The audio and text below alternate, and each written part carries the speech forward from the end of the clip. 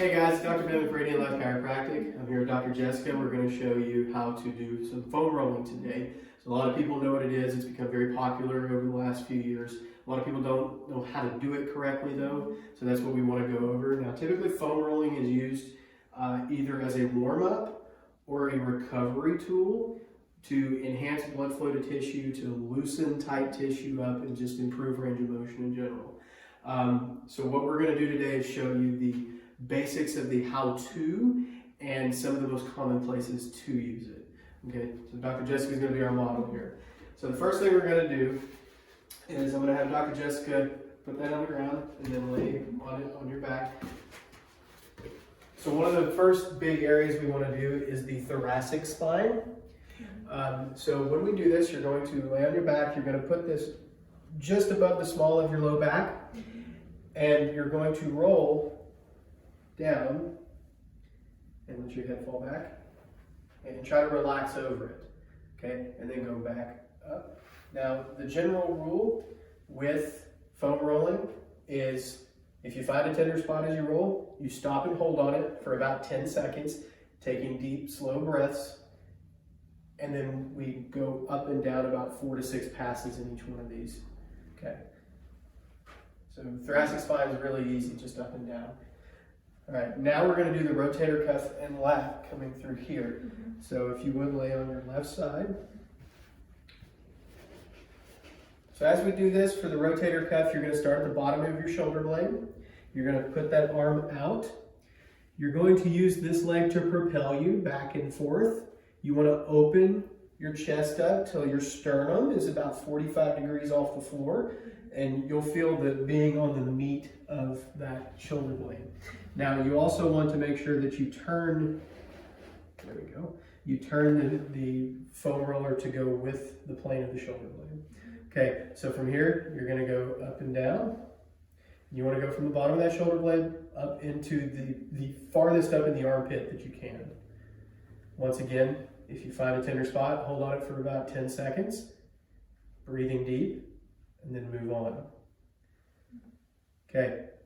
So then from there, what we want to do is we're going to expand it a little bit, and I'm going to have Dr. Jessica roll forward just a little bit more. There you go. We're going to do basically the same thing, except we're going to go a little farther down. We want to go a little bit into the rib cage. We're going to hit the serratus anterior coming through here on the ribs, and then a little bit of the lat. Okay. And same principle. You want to go from the top of the armpit all the way down into the ribs. Do not go past the bottom of the rib cage, but get as far down as you can. Okay, now the next thing we're going to do is we're going to move into the lower body. So we're going to do the glutes. There's a couple ways to do this. First one, go ahead and just have a seat on the foam roller. So from here, we're going to lean one way or another to isolate one glute versus the other. So if you would, just lean to your left a little bit, okay? And she's going to roll from the top of her hip all the way to the bottom of the glute, back and forth. Again, if you find a tender spot, stop and hold for about 10 seconds. Okay, yeah.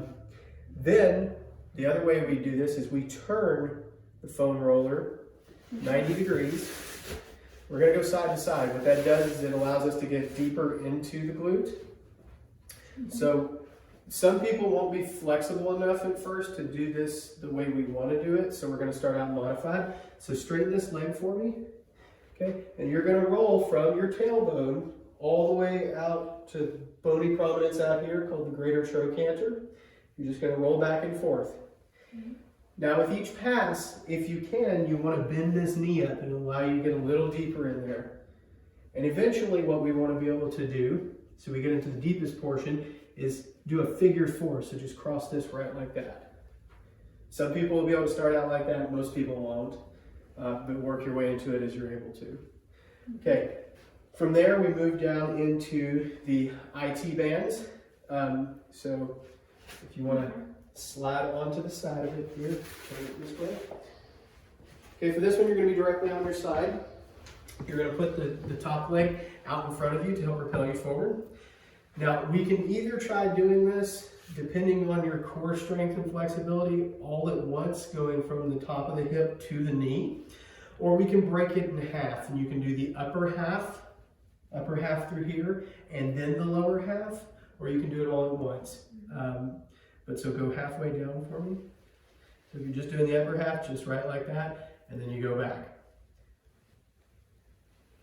And then after you've done that about 4 times, then you would do the lower half. So reposition on it for me.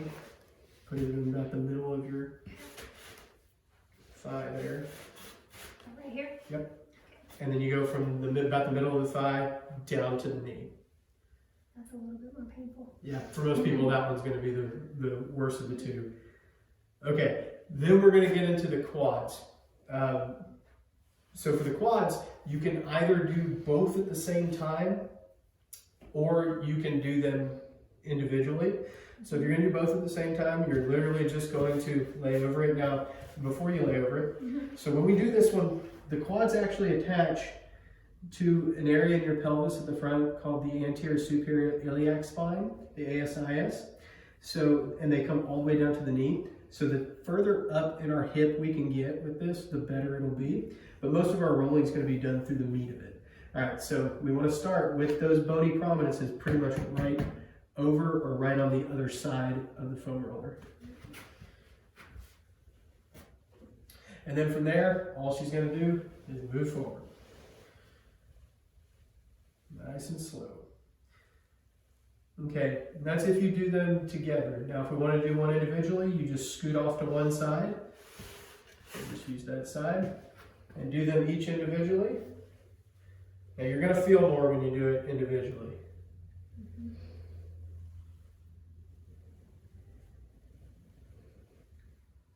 Okay. Then we've also got the inside of the quad and the groin to do. So for this one's a little more complicated, a little more awkward. We're going to do a frog leg position for this one. So if you would get into the frog leg. Okay, foam roller is going to go with the muscle. So with the leg, and you're going to go back and forth, going as far up in the groin as you can, down as close to the knee as you can get. Again, like the IT band, if you need to break this one in half and do the upper half and a lower half, you're welcome to do that. Okay, now the last two we're going to do are the hamstrings and the calves. They're pretty much the same, just one a little further down than the other. So we're going to sit back on the foam roller. We're going to go from the top of the hamstring, right where it meets the glute, all the way down to the knee. You can do them together. A lot of people are not going to feel a lot in this, especially if you're more petite. So what we do instead is I'll have you cross one leg over. So we're going to also have her lean a little bit into that bottom leg. Yeah, there you go. And go back and forth. You want to go down to the bend in the knee and then back up. Okay, and then for the calf, it's the same principle. You can either do both of them at the same time, so you're going to be just on the other side of the knee, and go down through the meat of the calf. If you don't feel quite enough, which most people will, but if you don't feel quite enough, you can cross one leg over the other. And crossing one leg over the other also lets you do something else. You can actually isolate different sides of the calf. So you can turn the foot out and roll, and that allows you to get the lateral head of your gastrocnemius and the peroneus group here. Right like that. And then if we roll the foot in, that allows us to get the medial head of the gastrocnemius. So that works the calf just a little bit different in each position. All right, guys, like I said, we want to do these slow and controlled. For most people, this will take you, as you start out, probably 10 to 15 minutes before you're comfortable with it. You should be able to get it down easily to about a 5 to 7 minute regimen. I would recommend doing this either as a warm-up for any type of exercise you're doing and or as a cool down. But try to work it into your regimen regardless of if you're working out about once a day, because it can help loosen up a lot of tight tissue and help with some of the aches and pains that we normally sustain throughout the day. If you have any questions, just let us know. Thanks for watching.